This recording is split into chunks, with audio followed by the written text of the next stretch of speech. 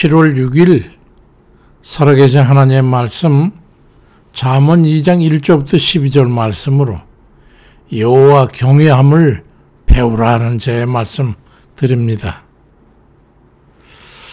우리 각자는 하나님께 대한 이미지가 각자 있잖아요. 근데 그 이미지가 각자 같지 않은 것 같습니다. 그럴 수밖에 없겠죠. 성경을 읽어봐도 선지자와 예언자들 그리고 제자들과 역대기에 등장하는 왕들 이런 각 부류의 사람들 보면 각자의 하나님 체험한 그 의식에 따라서 하나님께 대한 이미지가 뇌리에 다르게 각인돼 가지고 어떤 일은 크게 두려우신 하나님이라는 표현을 하기도 하고 긍휼이 많으신 하나님이라든가 경외하는 하나님, 전능하신 하나님 이런 등등의 다각적인 호칭으로 기록되어 있습니다. 하나님께 대해서 평이하지만은 예사롭지 않은 그런 형용사적 표현이 있죠. 그건 바로 하나님께 대한 경외심입니다. 그래서인지 명령조로 말씀하기를 여호와 하나님을 경외하라 그렇게 성경은 말씀하고 있지 않습니까? 절대로 소홀히 할 수 없는 지칭이 아닐 수 없지요. 경외함의 의미는 무서움과 공포의 경계심을 뜻하는 것이 아니고 거룩한 두려움, 다시 말해서 경건한 공경심을 일컫는 말입니다. 매우 경이롭고 압도적인 그런 권능을 경험하거나 목도했을 때 느끼게 되는 그 존숭심 같은 존경하면서도 매우 어려워할 수밖에 없는 그런 감정을 나타내는 말이죠. 그래서 어떠한 상황에서 하나님을 경험하게 되느냐에 따라서 경외심이 다를 수밖에 없게 됩니다.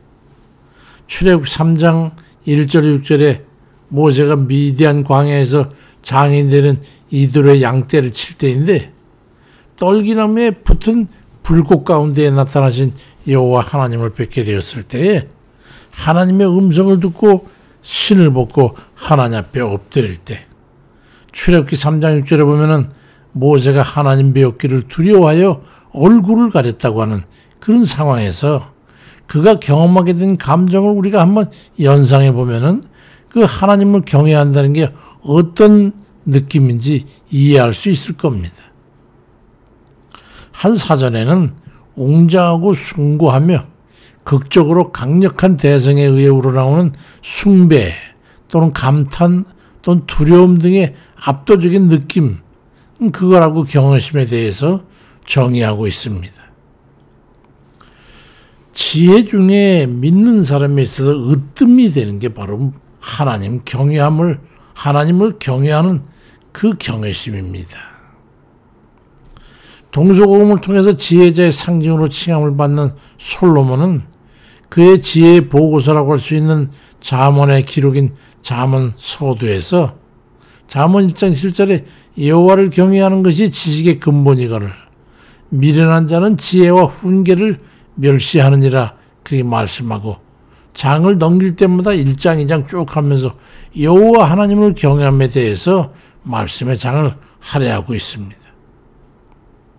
잠언 2장 5절이나 또는 잠언 3장 7절의 이 말씀을 보면 여호와를 경외하며 악을 떠날지어다라고 여호와를 경외하는 걸 우선에 두고 또 잠언 1장 29절 예에 보면 여호와 경외하기를 즐거워하지 아니함으로 멸망하게 된 경외에 대해서 기록하고 있습니다. 그래서 잠언 15장 33절엔 여호와를 경외하는 것은 지혜의 훈계라 겸손은 존귀의 길잡이니라 그렇게 말씀함으로 해가지고 하나님을 경외하고 그 경외하는 하나님 앞에 겸손한 삶을 살아야 함에 대해서 말씀하고 있습니다. 지혜 중에 지혜는 말이죠. 하나님을 경외하는 겁니다.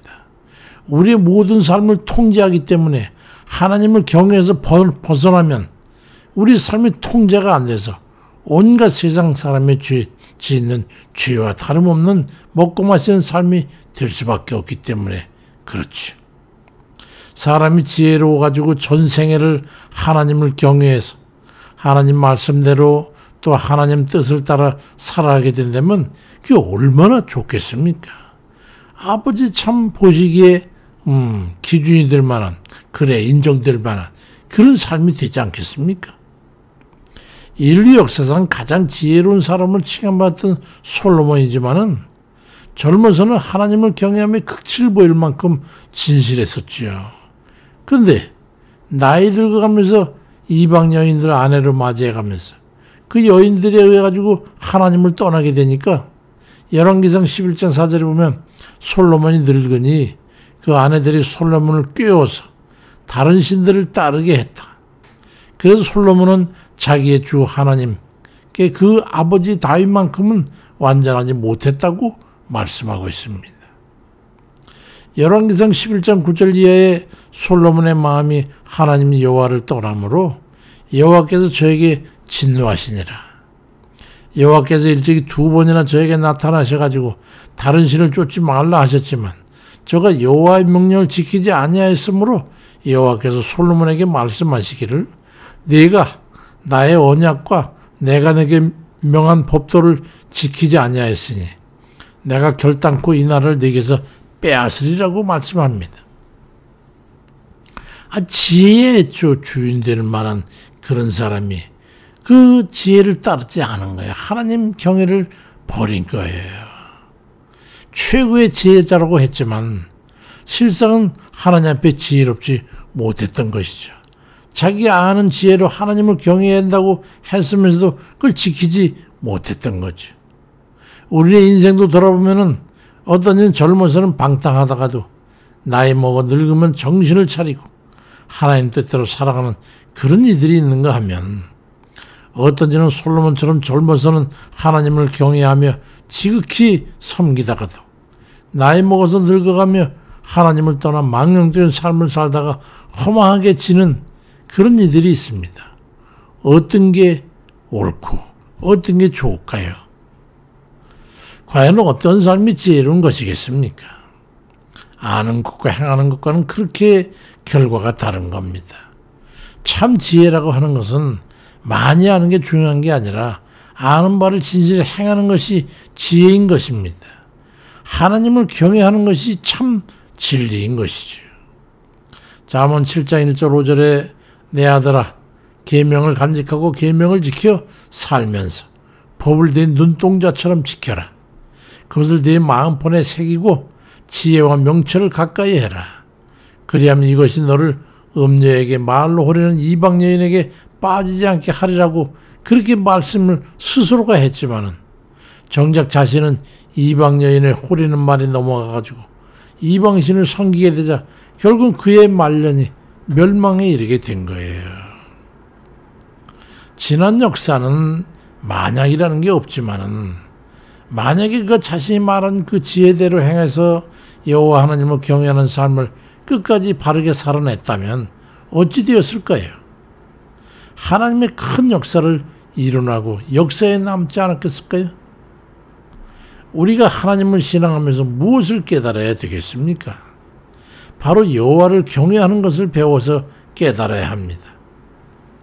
예수 그리스도를 믿는 믿음 위에 하나님을 경외하는 실행력이 있는 그런 삶을 살아갈 때에 우리는 마지막 날에 하나님 앞에 서게 될 것입니다. 하나님을 경외하는 것은 우리가 삶을 어떻게 살아야 하는가 하는 것을 결정짓는 근거가 되는 것이죠. 왜 바로 살아야 되느냐? 하나님을 경외하니까. 솔로몬이 늙어서까지 하나님을 경외하는 신앙을 견지했다면 그런 이방신을 섬기지 않고 하나님을 떠나는 일이 없었을 겁니다. 그를 멸망으로 이끌어가게 됐던 게 바로 하나님 경외에서 벗어났기 때문에 방종한 그 삶이 그런 결과를 초래했던 거죠. 잠언 9장 10절에 여호와를 경외하는 것이 지혜의 근본이요 거룩한 자를 아는 것이 명철이니라 그리 말씀합니다. 우리가 하나님을 경외하는 것은 하나님이 두려워서가 아닙니다. 하나님의 의 앞에 우리를 바르게 하기 위함입니다. 오히려 하나님의 은혜라고 할 수 있는 것이 바로 이 때문입니다. 하나님을 경외하는 것은 하나님의 은혜입니다. 하나님을 경외하는 삶을 살아야겠다는 그런 마음을 가지고 하나님과 늘 동행하며 사는 그런 복댕이들 다 되시길 주의 이름으로 축원드립니다. 아버지, 우리가 주님 경외하고 하나님을 경외하는 그 삶을 살길 바라는 그 마음을 우리 주님께서 진실함인 줄 아실 줄 믿습니다. 그렇지만 우리의 바람과 생각과 결심으로는 지금 우리의 실제 삶이 그같지 못하니 아버지, 참으로 할 일 없는 인생입니다. 저희들 하나님 인도하시고 깨닫게 하셔서 하나님 경외하는 삶을 정말로 기뻐서 마음에 우러나서 그 삶을 전부 전심을 다해서 주님 따라갈 수 있는 저희 되게 해주옵소서. 하나님의 의 앞에 우리 자신을 비춰보며 우리 자신을 돌이키고 고쳐가는 그런 삶이 인생의 참 지혜인 줄 믿사오니 우리가 좀 악한 것이나 죄된 것이나 이런 것들 하나님 경외하는 그 삶으로 그런 생각과 가치로 다 내려놓고 버리고 오직 하나님 기뻐하시는 그 의를 따라서 하나님 경외함에 부족하면 그런 삶을 살아갈 수 있도록 인도해 주옵소서. 아버지, 모든 두려움이 많사오나 악한 것을 두려워하는 그런 무서움이 아니고 정말로 주님 사랑하고 주님 우리 뜻대로 아버지께서 나아가는 그런 우리의 발걸음이 아버지를 기쁘시게 하는 것이 되도록 하기 위해서 우리의 삶의 기준은 하나님을 경외하는 것이 될 수 있도록 은총을 베풀어 주옵소서. 감사를 드리고 예수 그리스도의 이름으로 기도드립니다. 아멘입니다.